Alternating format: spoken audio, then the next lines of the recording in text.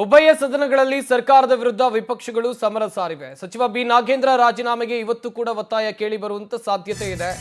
ಸದನದಲ್ಲಿ ವಿಪಕ್ಷಗಳಿಂದ ಧರಣಿ ಮುಂದುವರಿಯಲಿದೆ. ಸಚಿವ ಬಿ ನಾಗೇಂದ್ರ ರಾಜೀನಾಮೆಗೆ ಇವತ್ತು ಕೂಡ ಒತ್ತಾಯ ಕಂಟಿನ್ಯೂ ಆಗುತ್ತೆ. ಸದನಗಳಲ್ಲಿ ವಿಪಕ್ಷಗಳಿಂದ ಧರಣಿ ಮುಂದುವರಿಯುತ್ತೆ. ರಾಜೀನಾಮೆ ಕೊಡುವವರೆಗೂ ಕಲಾಪ ನಡೆಸೋಕೆ ಬಿಡೋದಿಲ್ಲ.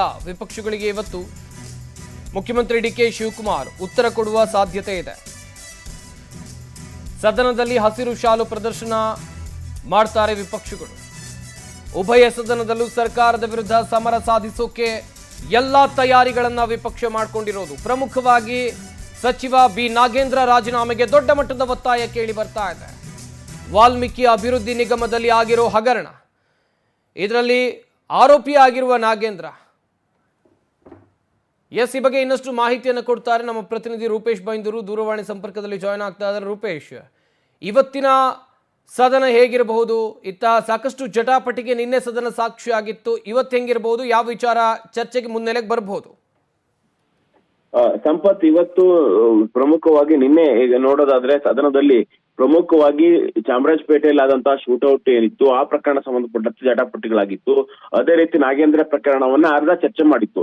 ಆದ್ರೆ ಇವತ್ತು ಆರಂಭದಿಂದಲೇ ನಾಗೇಂದ್ರ ವಿಚಾರವನ್ನ ಆಗ್ರಹಿಸಿ ಪ್ರತಿಭಟನೆ ಮುಂದುವರಿಕೆ ಮಾಡುವಂತಹ ಸಾಧ್ಯತೆ ಕೂಡ ಇದೆ. ಯಾಕಂತ ಹೇಳಿದ್ರೆ ಒಂದು ಕಡೆ ವಿಧಾನಸಭೆ ಮತ್ತು ವಿಧಾನ ಪರಿಷತ್ ಎರಡರಲ್ಲೂ ಕೂಡ ನಾಗೇಂದ್ರ ವಿಚಾರನೇ ದೊಡ್ಡ ಮಟ್ಟಕ್ಕೆ ಪ್ರತಿಧ್ವನಿಸುತ್ತಿಲ್ಲದೆ ಅನ್ನುವಂತ ವಿಚಾರಕ್ಕೂ ಕೂಡ ಗೊತ್ತಾಗ್ತಾ ಇದೆ. ಅದೇ ರೀತಿಯಲ್ಲಿ ಸರ್ಕಾರದ ವಿರುದ್ಧ ಆಕ್ರೋಶವನ್ನು ಹೊರಹಾಕಿ, ಯಾಕಂದ್ರೆ ಭ್ರಷ್ಟ ಸಚಿವರಿಂದ ಯಾವುದೇ ರೀತಿಯಾಗಿರ್ತಕ್ಕಂಥ ಉತ್ತರವನ್ನ ನಾವು ಪಡ್ಕೊಳ್ಳೋದಿಲ್ಲ. ಯಾಕಂತ ಹೇಳಿದ್ರೆ ಅವ್ರು ಈಗಾಗಲೇ ಅಕ್ರಮದಲ್ಲಿ ತೊಡಗಿಸಿಕೊಂಡಿದ್ದಾರೆ. ಅದೇ ರೀತಿ ಅವ್ರ ವಿರುದ್ಧ ಚಾರ್ಜ್ ಶೀಟ್ ಕೂಡ ಆಗಿದೆ.